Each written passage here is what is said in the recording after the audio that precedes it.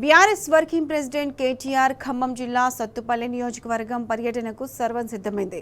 తల్లాడ మండలంలోని మిట్టపల్లి గ్రామానికి రేపు కేటీఆర్ వెళ్తున్న నేపథ్యంలో బీఆర్ఎస్ శ్రేణులు అన్ని ఏర్పాట్లు చేశారు. ఈ మేరకు ఖమ్మం జిల్లా బీఆర్ఎస్ అధ్యక్షుడు ఎమ్మెల్సీ తాతా మధు ఏర్పాట్లను పరిశీలించారు.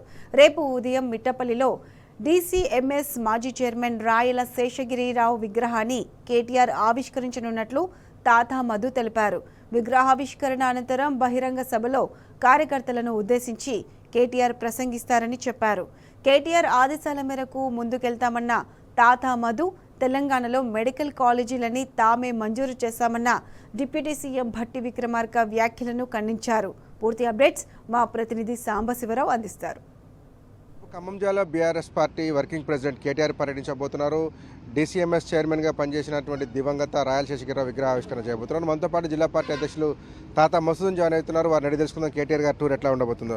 మధు గారు, కేటీఆర్ టూర్ ఎట్లా ఉండబోతుంది? రేపు ఆయన ఖమ్మం జిల్లాకు రాబోతున్నారు కదా. రేపు మా పార్టీ సీనియర్ నాయకులు డీసీఎంఎస్ చైర్మన్ కీర్తిశేషులు రాయల శేషగిరిరావు గారి విగ్రహావిష్కరణ అనేది తల్లాడ మండలం మిట్టపల్లి గ్రామంలో జరుగుతూ ఉంది. దీనికి ముఖ్య అతిథిగా పార్టీ వర్కింగ్ ప్రెసిడెంట్ కేటీఆర్ గారు వస్తున్నారు.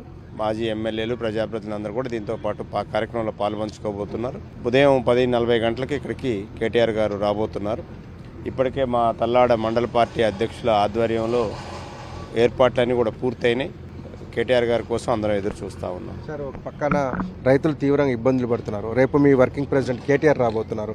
ఆయన దృష్టికి తీసుకెళ్తారా? ఎందుకంటే ఇక్కడ జరుగుతున్నటువంటి ధాన్యం కొనుగోలుకు సంబంధించినటువంటి ఆలస్యం మీద రైతులకు న్యాయం చేసినటువంటి పార్టీ బీఆర్ఎస్ పార్టీ. 10 సంవత్సరాల్లో రైతుకి ఏ ఇబ్బంది లేకుండా కడుపులో పెట్టుకొని రైతులందరినీ చూసుకున్నటువంటి పార్టీగా రైతులందరికీ సుపరిచితమే. ఇప్పుడు ఎవరిని అడిగిన రోడ్ల మీద వెళ్తుంటే కేసీఆర్ మళ్ళీ రావాలని రైతులే అడుగుతున్నారు. ఎక్కడ చూసినా రైతులు చాలా ఇబ్బంది పడుతున్నారు. కళ్ళ నీళ్లు కుక్కొని ఎక్కడికెక్కడ ఉన్నారు, ఇబ్బంది పడుతూ ఉన్నారు. మేము కూడా స్థానిక నాయకులు అందరం కూడా అనేక సందర్భాల్లో వారికి దన్నుగా నిలబడటం అనేది జరిగింది. స్థానికంగా ఆందోళన కార్యక్రమాలు జరుగుతూ ఉన్నాయి. ఇప్పటికే రైతులు ఇబ్బందికర పరిస్థితులలో ఉన్నారు. రేపు కేటీఆర్ గారు వస్తున్నారు. వారు కూడా ఈ విషయం మీద మాట్లాడబోతున్నారు. పార్టీ ఏ దిశానిర్దేశం చేస్తే దానికి అనుగుణంగా జిల్లా పార్టీ ఖచ్చితంగా దీని మీద ఒక యాక్షన్ ప్లాన్ తీసుకుంటుంది. ప్రతి జిల్లాకు మెడికల్ కాలేజ్ ఇచ్చినటువంటి ఘనత కేసీఆర్ గారిది. కానీ వాళ్ళ మన ఖమ్మంలో డిప్యూటీ సీఎం భట్టి విక్రమార్క చెప్తున్నారు ప్రతి జిల్లాకు ఇచ్చినటువంటి ఘనత మహారాష్ట్ర ప్రభుత్వాన్ని అంటున్నారు. సార్, ఎవరు సార్? ఏం పరిస్థితి? రాష్ట్రంలో ముఖ్యమంత్రికి, మంత్రులకి లజ్జా, సిగ్గు ఏది లేదు.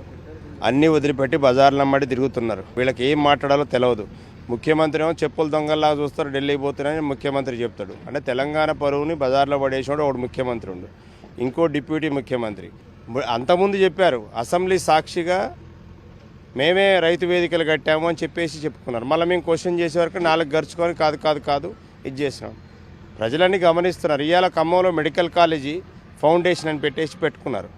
ఏ ఒక్కరికి కూడా కనీసం సమాచారం. ఈ జిల్లాలో 2 రాజ్యసభ సభ్యులు ఉన్నారు, ఒక ఎమ్మెల్సీ ఉన్నాడు, అలాగే ఒక వారి పార్టీకి సంబంధించి ఒక ఎమ్మెల్సీ ఉన్నారు.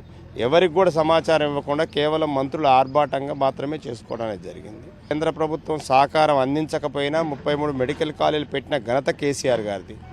అందుకోసం కేసీఆర్ గారు అంతకుముందు చెప్పినాడు, ఎవడికో పుట్టిన బిడ్డ మా బిడ్డ అని చెప్పుకోవడం అంత దౌర్భాగ్యం ఇంకోటి లేదు కాంగ్రెస్ పార్టీకి.